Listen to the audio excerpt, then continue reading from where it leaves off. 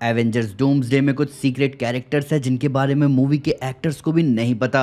Marvel की आने वाली सीरीज विजन क्वेस्ट ऐसे प्रोजेक्ट से कनेक्ट कर रही है जहां मल्टीवर्स ही अलग है, और लैंटर्न शो से आई एक ऐसी इन्फो जो अब जाकर सेंस बना रही है ट्रेलर का। तो दोस्तों, आपका स्वागत है सुपर न्यूज के नए एपिसोड में, जहां मैं आपके सामने लेकर आता हूं पॉप कल्चर के ऑसम साइड की जबरदस्त अपडेट्स, कुछ तड़कते भड़कते इनसाइडर रिपोर्ट्स के साथ। तो हमारी इस हफ्ते की सबसे पहली अपडेट एवेंजर्स डूम्सडे से है, जहां अब ये सामने आ रहा है कि मूवी का रोस्टर और भी बड़ा हो सकता है दोस्तों। जी हाँ, तो डेडलाइन से बात करते हुए नाइट क्रॉलर का रोल प्ले करने वाले एक्टर एलन कमिंग ने बताया कि मूवी की शूटिंग के दौरान हर कैरेक्टर के दो नाम थे, एक तो उस कैरेक्टर का खुद का नाम और दूसरा उनका कोड नेम। अब इस कोड नेम वाले मामले में भी कुछ कोड नेम्स ऐसे थे जिनके असली नाम खुद मूवी में काम करने वाले एक्टर्स को भी रिवील नहीं किए गए, और इस वजह से रीशूट्स के दौरान most of the times actors confuse थे कि इस सीन में उनके साथ आखिर है कौन, क्योंकि स्क्रिप्ट में बस ये लिखा हुआ है कि वो किसी somebody else के साथ हैं इस सीन में। अब एलन ने ये कहा कि मार्वल ये रिटर्निंग कैरेक्टर्स की सीक्रेसी मेंटेन करने के लिए कर रहा है, पर क्योंकि जितने भी सीन्स और सीक्वेंसेस शूट हुए हैं वो सारे के सारे एक्शन सीन्स थे, तो इस वजह से तो कंफ्यूजन अलग ही लेवल पर था। तो भाई, इस खबर से हम फैंस के लिए दो तगड़ी बातें निकलकर सामने आ रही है। पहला ये कि मूवी में हमारी एक्सपेक्टेशन से भी ज्यादा पुराने स्पेशल कैरेक्टर्स वापस आने वाले हैं, और ऐसे कौन से सीक्रेट हीरोज हैं जिनके बारे में कास्ट तक को नहीं बताया गया। वहीं एलन कमिंग ने कहा कि मार्वल ने भर भर कर एक्शन सीन्स शूट किए हैं, यानी कि भाई Avengers doomsday Avengers infinity war की ही तरह शुरू से एंड तक एक्शन पैक्ड होने वाली है, जहां हमें ढेर सारी सरप्राइजिंग फाइट्स देखने को मिलेगी। अब हमारी अगली अपडेट जो है वो एवेंजर्स सीक्रेट वॉर से जुड़ी है। तो डॉग डेवे से बात करते हुए जब द थिंग का रोल प्ले करने वाले एक्टर इबॉन मॉस से सीक्रेट वॉर्स के बारे में पूछा गया, तो उन्होंने बताया कि अगस्त में सीक्रेट वॉर्स की शूटिंग शुरू होने वाली है। अब मैं आपको बताना चाहूंगा दोस्तों कि फिलहाल एवेंजर्स डूम्सडे के रीशूट्स चल रहे हैं, और उनके बारे में कहा जा रहा है कि वो 2026 के समर्स के दौरान ही कंप्लीटली रैप अप कर दिए जाएंगे, यानी कि जून के अंत तक ही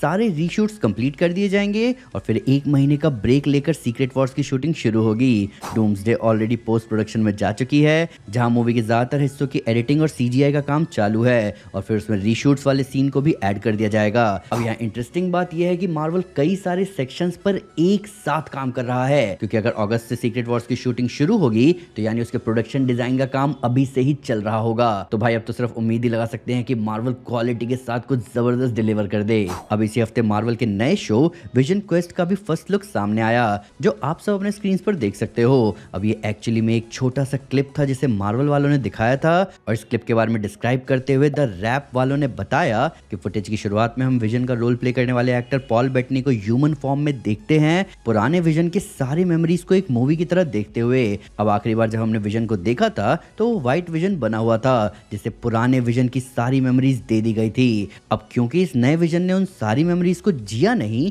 तो इस वजह से वो इन्हें समझने की कोशिश कर रहा है और अपने अंदर की ह्यूमैनिटी को फिर एक बार जगाने की कोशिश कर रहा है। अब ऐसा कर पाना उसके लिए मुश्किल है, क्योंकि उसके अंदर विजन वाले कोई भी इमोशन बाकी नहीं है, पर उसकी हेल्प करने के लिए और साथ ही साथ उसे टॉन्ट मारने के लिए वहां पर जेम्स स्पेडर का अल्ट्रॉन मौजूद है, और हम उसे भी उसके ह्यूमन फॉर्म में देख सकते हैं। वही विजन क्वेस्ट के फर्स्ट लुक के सामने आते ही इससे रिलेटेड एक इनसाइडर न्यूज भी आ गई, जहां ये खबर थोड़ी सी सरप्राइजिंग है। तो एक्सपर्ट ट्वीट करते हुए इंडस्ट्री इनसाइडर क्रिप्टिक एचडी ने बताया कि विजन क्वेस्ट का प्लॉट सीधा सीक्रेट वॉर्स से जुड़ने वाला है। और मेरे भाई, ये बहुत सोचने वाली बात है, क्योंकि सीक्रेट वॉर्स की कहानी बिल्कुल नए मल्टीवर्स में होगी, तो फिर पुराने मल्टीवर्स वाले व्हाइट विजन की स्टोरी को नए मल्टीवर्स में कैसे जोड़ा जाएगा, ये चीज देखना बहुत इंटरेस्टिंग होगा। अब हमारी अगली अपडेट डीसीयू के लैंटर्न शो से है, और भाई इन्होंने तो गजब का ट्रू डिटेक्टिव माहौल बना रखा है। तो शुरू से शुरू करते हैं। तो एंटरटेनमेंट वीकली से बात करते हुए लैंटर्न्स के शो रनर क्रिस मंडी ने काफी चीजें बताई।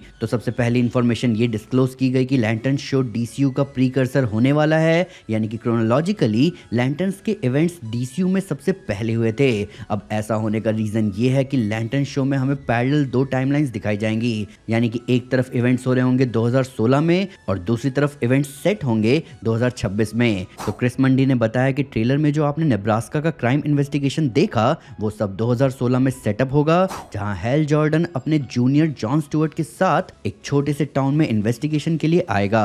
अब उस इन्वेस्टिगेशन के ठीक 10 साल बाद यानी कि 2026 में भी कुछ ऐसा होगा जिसकी वजह से इन दोनों को वापस आना होगा। अब वो 2026 वाली मिस्ट्री क्या होगी उसके बारे में क्रिस मंडी ने तो नहीं बताया, पर उन्होंने इतना जरूर कहा कि लैंटर्न शो में इन 10 सालों के गैप के दौरान हुए इवेंट्स के जिक्र होंगे, जैसे कि सुपरमैन मूवी के इवेंट्स, और इसी वजह से हमें गाय गार्डनर भी एक दो बार शो में देखने को मिलेगा। अब क्योंकि 2016 के दौरान गाय गार्डनर एक ग्रीन लैंटर्न नहीं बना था, इसी वजह से ट्रेलर में कहा गया था कि अर्थ पर कोई ग्रीन लैंटर्न नहीं है। तो आपको ये आइडिया कैसा लग रहा है कि एक ही केस को वापस से 10 साल बाद रिविजिट किया जाएगा नई मिस्ट्रीज के लिए? अब भाई एक क्राइम थ्रिलर के लिए ये आइडिया बहुत बढ़िया है, लेकिन ये देखना इंटरेस्टिंग होगा कि ये चीज सुपर हीरो स्टोरी में कैसे फिट होगी और ये कैसे सेटअप करेगी डीसीयू में ग्रीन लैंटर्न्स को। अब हमारी अगली अपडेट बैटमैन 2 से है, और ऑनेस्टली इस मूवी की स्टार कास्ट थमने का नाम ही नहीं ले रही। तो अभी हाल ही में मूवी के डायरेक्टर मैट रीव्स ने एक्सपर्ट ट्वीट करते हुए 2 और कास्टिंग अनाउंसमेंट कर डाली, जहां पर उन्होंने एक्टर ब्रायन टायरी हेनरी का स्वागत किया और एक्टर सेबेस्टियन कॉच का भी। अब जिन्हें नहीं पता उन्हें मैं बता दूं कि ब्रायन टायरी हेनरी वही हैं जो मार्वल सिनेमैटिक यूनिवर्स में फेस्टोस का रोल प्ले कर रहे हैं। तो भाई द बैटमैन 2 ने तो एमसीयू एक्टर्स की लड़ी लगा दी है। वही इन 2 नए कास्ट अनाउंसमेंट के बाद फैंस कहने लगे कि प्लीज सेबेस्टियन कॉच को मिस्टर फ्रीज का रोल दे दो। अब ऑनेस्टली मैं तो अब ये सोच रहा हूँ कि ये अकेली मूवी कितने सारे कैरेक्टर्स और विलन्स को फिट करेगी अपने आप में, क्योंकि हम पहले से ही जानते हैं कि यहाँ टू फेस होने वाला है, जिसके साथ साथ जोकर के एक्टर की भी कहीं ना कहीं कंफर्मेशन की बात चल रही है। तो अब देखना होगा कि ये मल्टी स्टारर डीसी मूवी कैसी होने वाली है। वही हमारी अगली अपडेट है मैन ऑफ टुमारो से, जहां उसकी शूटिंग जोरों शोरों से चल रही है, और शूटिंग को लेकर थ्रेड्स पर खुद जेम्स गन ने बताया कि शूटिंग का काम एकदम बिंदास और फर्स्ट क्लास चल रहा है। वहीं comicbook.com वालों के पैप्स ने शूटिंग से कुछ इनसाइडर इंफॉर्मेशन निकाल लिया, जहां ये बताया जा रहा है कि मिली एल्कॉक को मैन ऑफ टुमारो के सेट पर देखा गया है और वो वहां शूट के लिए आई थी, यानी कि मैन ऑफ टुमारो मूवी में सुपर गर्ल भी होने वाली है। और देखा जाए तो ये कहीं ना कहीं ऑब्वियस भी था दोस्तों, क्योंकि हम सब जानते हैं कि मैन ऑफ टुमारो मूवी का भी रोस्टर बहुत बड़ा है। तो भाई ऐसा लग रहा है कि आजकल सुपर हीरो जॉनरा में मेगा रोस्टर लाना ट्रेंड बन चुका है, जहां डूम्सडे में एक बड़ा रोस्टर है, सीक्रेट वॉर्स में बड़ा रोस्टर है, द बैटमैन 2 में बड़ा रोस्टर है, और अभी मैन ऑफ टुमारो में भी बड़ा रोस्टर है, जिसके साथ साथ आगे जो एक्समैन मूवी आने वाली है एमसीयू की, उसमें तो ऑब्वियसली बड़ा रोस्टर होगा ही। तो भाई सुपर हीरो फिल्म्स आ रही है खूब सारे कैरेक्टर्स के साथ। अब कुछ खबरें फ्लैश की स्पीड में। द बॉयज का फिनाले आ रहा है इस हफ्ते, जहां कहा जा रहा है कि सोल्जर बॉय वापस नहीं आएगा। शो रनर एरिक क्रिप्के ने बताया कि यहाँ बड़ी लड़ाइयां हैं, पर उनका फोकस इमोशन पर रहा। प्लस आपने सीरीज का कॉमिक एक्यूरेट पोस्टर देखा। फिनाले का रन टाइम आ चुका है, जो कि 1 घंटे 5 मिनट का होगा। स्पाइडरमैन ब्रांड न्यू डे को लेकर एक नई फुटेज सामने आई इस हफ्ते, जिसमें हमने स्पाइडरमैन को विंटर सूट में देखा। एरन पॉल वापस आ रहे हैं इनविंसिबल के अगले सीजन में पावर प्लेक्स को आवाज देने।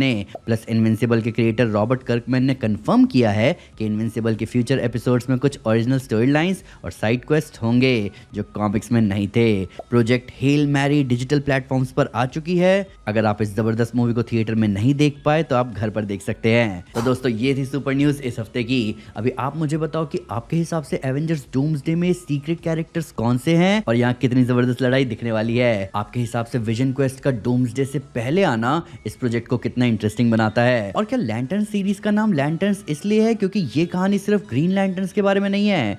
आइए इन सब के बारे में कमेंट्स में डिटेल में बात करें। वीडियो अच्छी लगी तो लाइक जरूर करें, चैनल को सब्सक्राइब करना ना भूलें, साथ ही साथ एक स्टेप आगे आकर अपने फेवरेट चैनल को सपोर्ट करें मेंबरशिप लेकर। Thank you guys, this is Aman Sinha and you are super super.